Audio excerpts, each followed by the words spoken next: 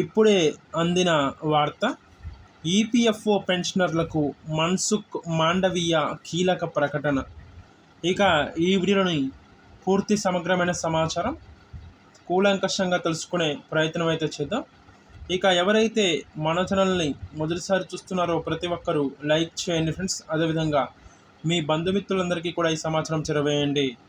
ప్రతి ఒక్కరూ కామెంట్ చేయండి. ఇక మర్చిపోకుండా మన ఛానల్ని సబ్స్క్రైబ్ చేసుకోండి. ఇక ఈరోజు వీడియోలోని వివరాలకైతే వెళ్ళిపోదాం.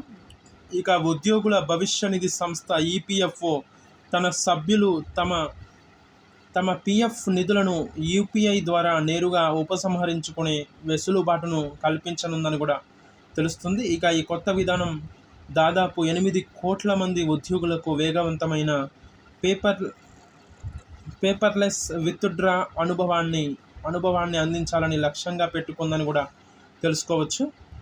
ఇక ఇది పీఎఫ్ డబ్బును మరింత సులభంగా పొందేందుకు వీలవుతుందని కూడా చెప్పవచ్చు. ఇక కేంద్ర కార్మిక ఉపాధి శాఖ మంత్రి మన్సుఖ్ మాండవీయ ఈ విషయాన్ని ఇటీవల ధృవీకరించారని కూడా పేర్కొనవచ్చు.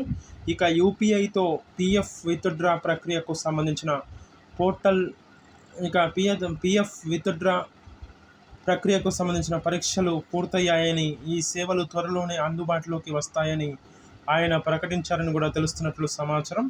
ఇక యూపీఐ పేమెంట్ గేట్వే ద్వారా ఈపీఎఫ్ ఉపసంహరించుకునే సౌకర్యాన్ని మేము విజయవంతంగా పరీక్షించామని కూడా చెప్పుకోవడంలో ఎలాంటి నిస్సందేహం లేదని కూడా పేర్కొనవచ్చు.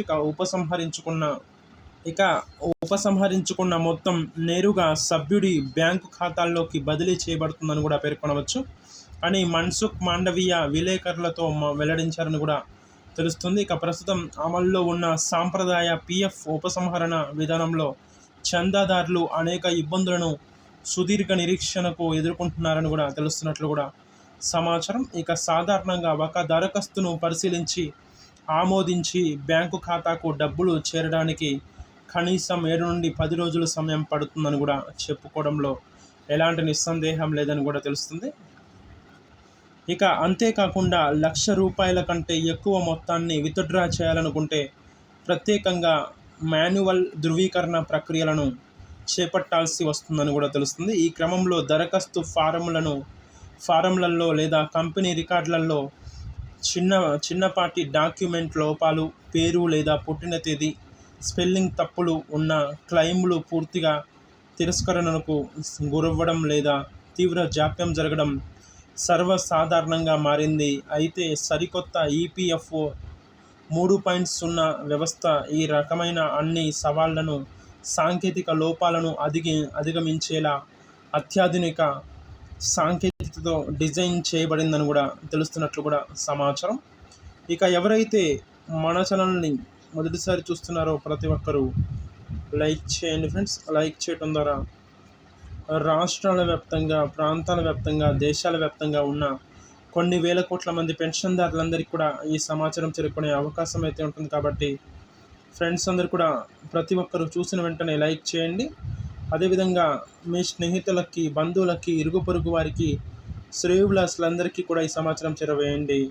ఇక ప్రతి ఒక్కరూ కూడా కామెంట్ రూపంలో మీ సందేహాలను ఎప్పటికప్పుడు వ్యక్తపరుస్తూనే ఉండి. ఇక మర్చిపోకుండా మన ఛానల్ని సబ్స్క్రైబ్ చేసుకోండి. సబ్స్క్రైబ్ చేసుకొని బెల్ ఐకాన్ని యాక్టివేట్లో ఉంచినట్లయితే తద్వారా ప్రభుత్వాలు తీసుకొచ్చే ముఖ్యమైన సమాచారం ఎప్పటికప్పుడు వీడియో రూపంలో కానీ లేదా నోటిఫికేషన్ రూపంలో కానీ రావటం అనేది జరుగుతుంది.